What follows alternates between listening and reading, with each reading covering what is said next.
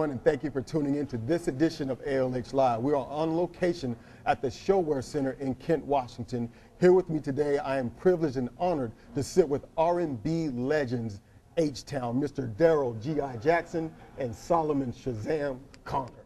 Obviously, you're most known for your hit when you guys came on the scene, right. Fever for the Flavor, blew up the spot, knocking the boots, right? And you guys are still in the game 20 years later. What do you guys attribute your longevity to? I guess being original, man, you know, being trendsetters and not followers. Mm-hmm. You know what I'm saying? We don't, if you're doing it already, we don't want to do it. Wow. You know what I'm saying? So I guess just finding your lane and you know, taking it to the next level. Right. And so Shazam, have you found that to be challenging at times when you make that stand artistically to just stay in your lane and do what comes from your heart? You know, for us, it come easy, you know what I'm saying? Because it's like when you just stay true to yourself and just kind of do what you do, right. It's easy doing what you do, you know what I'm saying? It's almost like if you're playing basketball and you're a point guard, you stay as a point guard, it's easy. So for us to do R&B music, it's not really that hard for us. Now, challenges when you're trying to go pop or rock or something like that, that's a challenge. But for us, we've been doing this so long, and we just know how to write songs and put songs together, produce songs, and put stuff together. So it come easy to us, you know. So I can't really even say it's that hard for us, you know. Right. Now, in 1997, you guys came out with another. Before that, there was a CD before that, after Fever for the Flavor.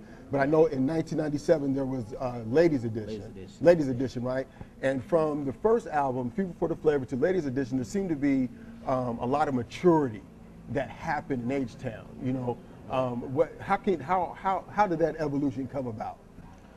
Well, actually, you know, that was like a vision from my brother Dino. Yeah. He just had this vision, you know, that he didn't like what was going on in the world for the spousal abuse and stuff like that. So we was like, that's a great idea, you know, to talk on issues about spousal abuse and letting the women know that we love them and appreciate them. So, you know, it was kind of like his vision, and me and G.I. kind of rolled with it, you know what I'm saying? Let's do it, you know what I'm saying? Because it was something, we have mamas and daughters and sisters, so, you know, it was a thing that we just carried on from what Dino wanted to do. And we took it and put it in our new album that's coming up right now. We kind of carried on from some of our old material and kind of brought it up to date, but we still got that same twist and flavor to it, you know? There are a lot of people respect H-Town because post the passing of your brother, you guys didn't add another member. Mm-hmm. And I noticed that a lot of people loved you guys for that. Right. And was that something that was a decision that was made immediately, like that's not going to happen, or was it something that just kind of...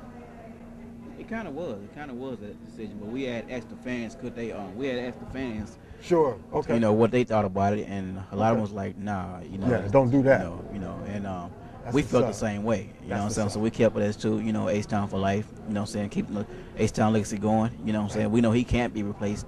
Right. You know, but you still have two of us here, and we're gonna keep it moving. The thing about it, you know, I'll tell everybody, you know, Dino was just not our partner; he was our brother. You know what I'm saying? Yes, sir. And like I told everybody, mentally, I just wasn't, you know, mentally strong enough to see nobody else in this spot, right? You know, I just can't, you know, basically it would be different if me and G.I. could not do it. Right. And we couldn't perform or couldn't make records, but that's not the case. We still could perform, we still sound good, we still could, we could do it, so why add another memory? So we just kind of decided to keep the legacy of H-Town alive in the memory of my brother Dino Connor. So we just decided, hey, we're gonna keep it like that, you know what I'm saying? Right. And that's my twin, so I can't, you know, I just was really wasn't feeling that, you know, putting nobody else in the group, you know? Right.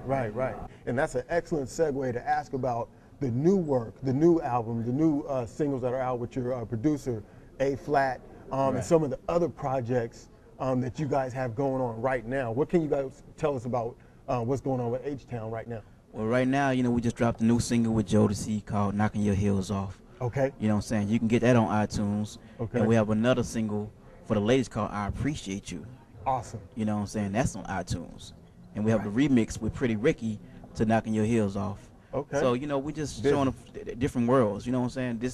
In this decade, this season now in the music industry, you gotta push it out there, and you gotta create that vision and let people know that you're back, and let you know that you're bringing that real music back. You know what I'm saying? Right. You know.